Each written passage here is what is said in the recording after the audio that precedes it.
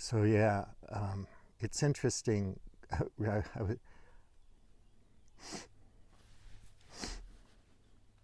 Well, hello, Folk and Flick. Um, yeah, I'm on a streak with my walking and cycling and whatnot, trying to do it every day and hit a certain, number of steps, miles, kilometers on the bike, and so on. And do it consistently for a while, see if I can shed some poundage because, I got ill with the C19 and that really put me, even though I've been boosted and all that, I was not feeling good for quite a while.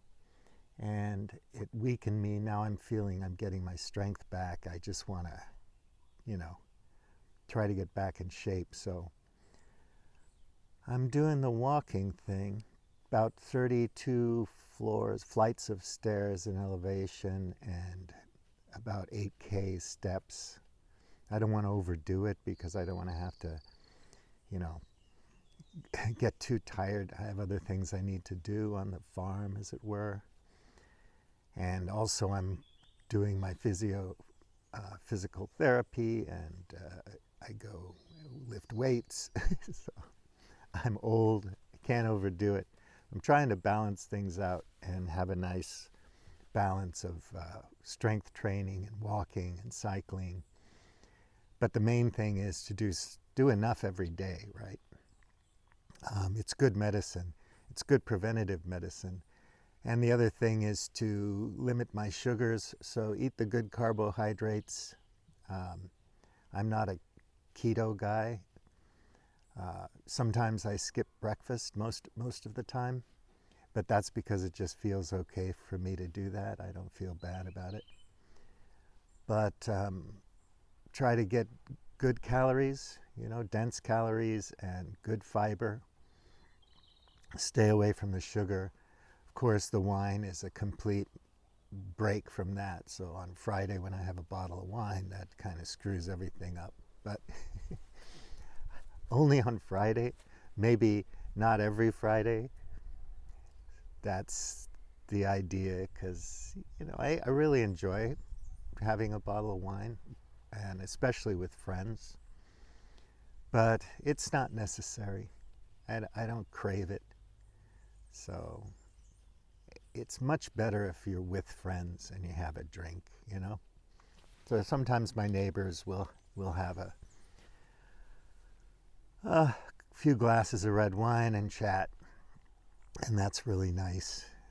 But it's less and less interesting drinking. Not because I don't like drinking, but because I love drinking. I love drinking tea, water, anything. But it's just harder to recover from too much of it. It's really painful, and it wasn't like that before. But I think exercise is a great way to avoid bad habits, because once you get quote unquote addicted to exercise, the other things just don't matter. You're much more excited to go for a walk or go for a bike ride or go to the gym than nursing a hangover. So that's my advice, and it always worked for me since I was young. I always had some sports to do, and they were always more important to me than nursing hangovers. So that kind of kept me from completely destroying myself, because I do love to drink. So I don't know if that's advice, but yeah, exercise is good medicine, and being out in among the trees is good for you too. I firmly believe that. And peace and quiet. you know I still love being in Porto or Lisbon and watching people and going out and chatting with friends, but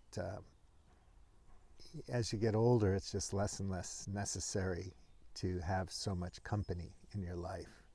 So many relationships, they get difficult to maintain.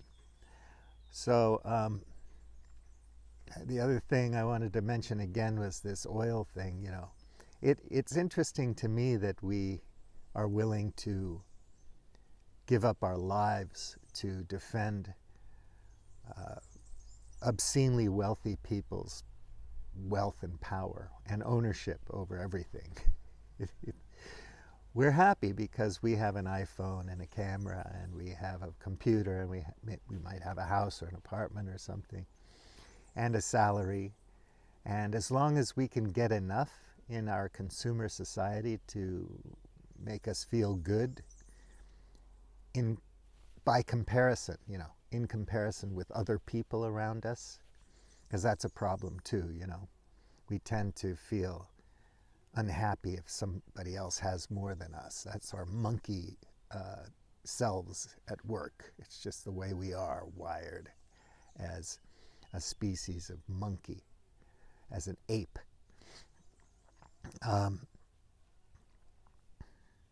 So we have a little something and we're happy.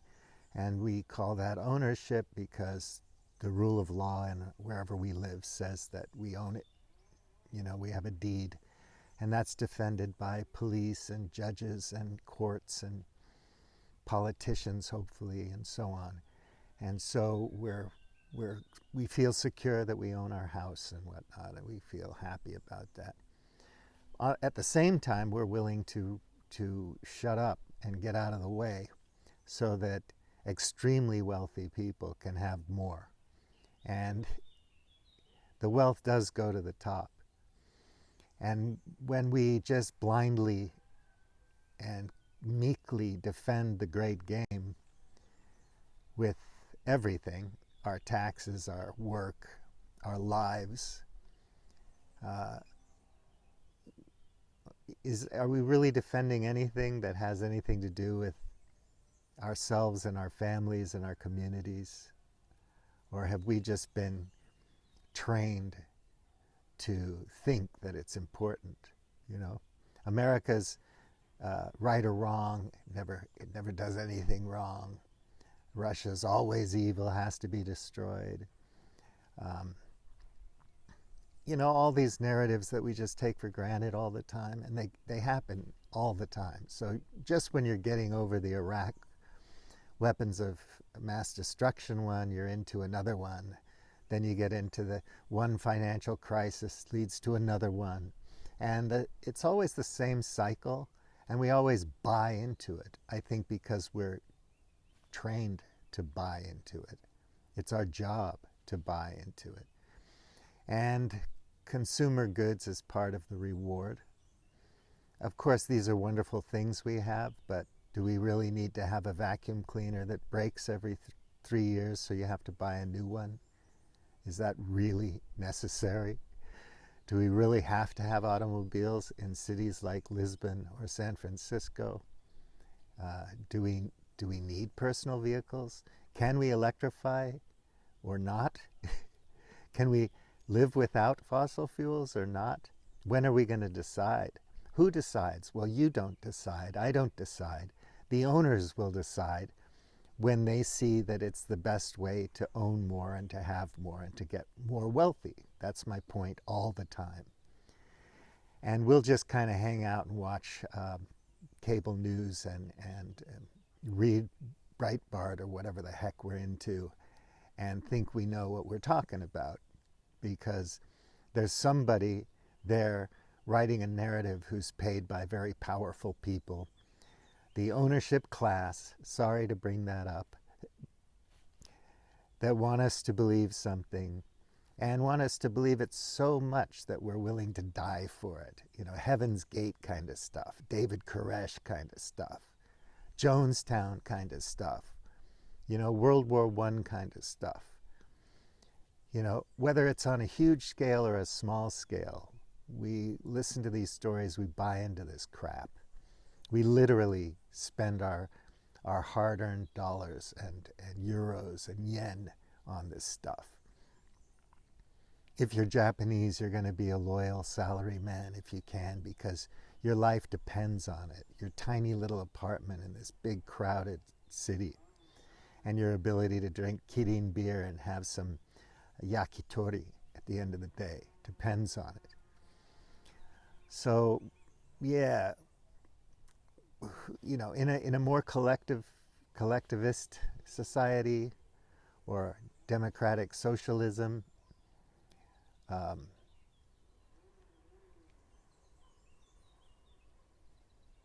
social democracy, communism, whatever thing, you know.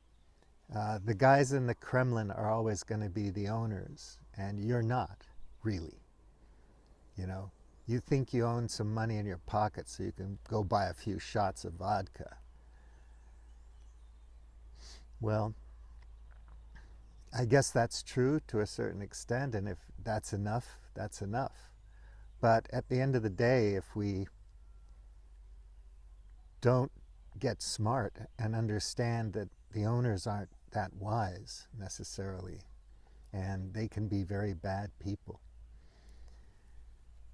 and their way of life can lead to a pretty sick world. I mean, you know, right now things are pretty Pinker-esque good, but they're not going to be in 10 years. I hate to break the news to you. It's a broken record, and I'm sorry for that, but wet bulb Earth is here, my friends. There are parts of the world that are becoming wet bulb temperature, you know, really too hot for human beings to handle. And burning fossil fuels to cool it down isn't going to help. And we're having water problems and so on. I mean, the list goes on, but we don't want to hear it because we own a house or we own a car. We have a little bit of money so we can go buy things, go shopping. Just go shopping, as Bush famously said. The markets aren't ours. I mean, I hope you own stock, and I hope you own assets that give you a return on investment. But when the stock market crashes, when it goes up or down, you have no control over it. You're not a player. You think you're a genius when your stock goes up for 10 years. You made a good choice. Then when it crashes, you don't know what happened to you. You have no clue. If you're lucky, you sold early and you put your money into what? A plot of land, another apartment or something that you could rent out, some way of, you know, keeping ahead of inflation. Good luck. It's really hard. It's harder to do that than you'd think. And some people, of course, they've had good luck and they've been able to do that, which is great. You know, you stay ahead of inflation, you make a little bit of return on investment. When you really dig into the numbers, you're not making that much of a return. But the ownership classes, the people who really, really have the wealth and own the assets. I mean, when you think about Bill Gates buying tons and tons of land in the United States, it's a big deal because he owns that land according to the law of the land. And he also, to a certain degree, owns the law of the land because he can pay lobbyists to have his back in Congress and in the Senate and with the executive branch and with the state governments and everything, right? The real God here, whether you're a Christian or a Muslim or whatever, I'm sorry, I don't want to insult your religion or anything, but it boils down to money. That's the power, right? Transcending that is hard, and it means changing so many things that are just bred into us. It's really hard to get out of that mindset, you know? And we want to defend what we think we know. So you watched your MSNBC today and you heard a narrative and you think it sounds about right, and because you agree with it, because you're a smart person, it must be true. There's no reason to triangulate and look for other perspectives on whatever they're talking about because, yeah, it sounds about right to you. And if it doesn't, you turn the channel. You go to another outlet that tells it like it is, tells it the way you want to hear it.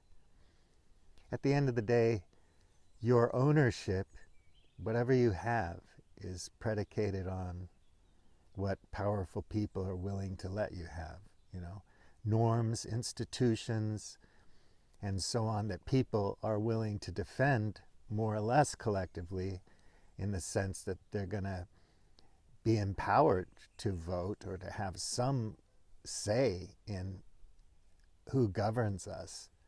But when you're talking about an oligarchic class really controlling everything, you know, what can you do? Not much.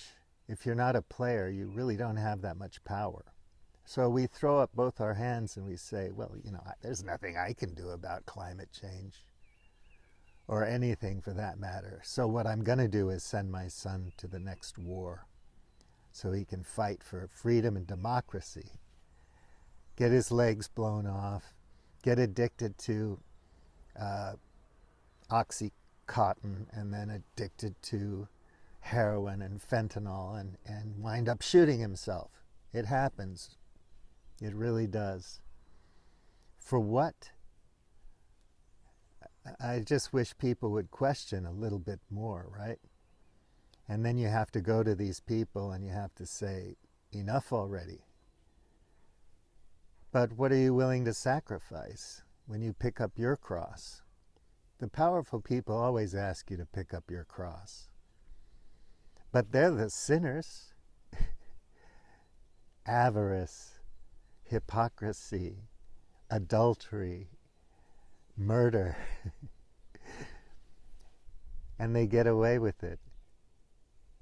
It's not the conspiracy of, you know, people taking young people's blood to live forever, or pedophiles or Q or anything like that. We know that people with a lot of power are hypocrites. I'm reading about Stalin now. I read about Trotsky and Lenin and so on. But, you know, these kind of brutal worlds, they're not that far from ours.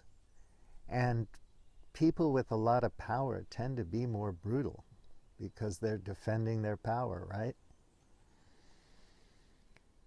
I'm not going to say that Bill Gates or Jeff Bezos kills people. I'm not going to even say that they're insincere people who want to take advantage of everything. But they believe in their heart of hearts that they know better than you, and that they should have the power to decide where the resources go. Generally, people with power, people in the club, think that everybody else is stupid, and they don't want you to be smart. They want to limit the competition if they can. They want to have a monopoly on knowledge and power in their market. It's just the way it is, folks. I hate to break it to you. You probably already know this. But if we don't push back somehow and let people know we know, and that we're going to calmly follow the data and the science and the more accurate, more true information to make our decisions and guide us in life, and we're not going to be taken advantage of or conned that easily, then they're just going to continue to do what they do, which is acquire more wealth, more power, own more of everything they can get their hands on. And they'll do that for their shareholders. And if you're a shareholder, good luck. I hope you know when to get in and when to get out. I hope your stock options actually turn into whatever, a house or an education for your child. There are better ways to do things. It's not my thing right now to give you the solutions, but I'm sorry for that. But we do have to question our leaders, the ownership class. The oil matters, man. The people who own the oil matters. And people who want to get that oil from the people matters. Just like when Spain went to Central America and the Bahamas, or whatever they were called back then, the East Indies, looking for the gold, El Dorado, looking at the meek Indian people and thinking what great slaves they would make. Of course, noble things came after, if we can only Christianize them, save their souls. You tell yourself a story. I'm not just wiping out a culture and a language and killing people. I'm trying to save their souls. There's always a story to be told. Just question the damn story, okay? And try to look at enough perspectives of a story to figure out what's what. Don't play a jigsaw puzzle with only 2 colors. You'll never see the whole picture. Okay, Booleum T out. Thank you.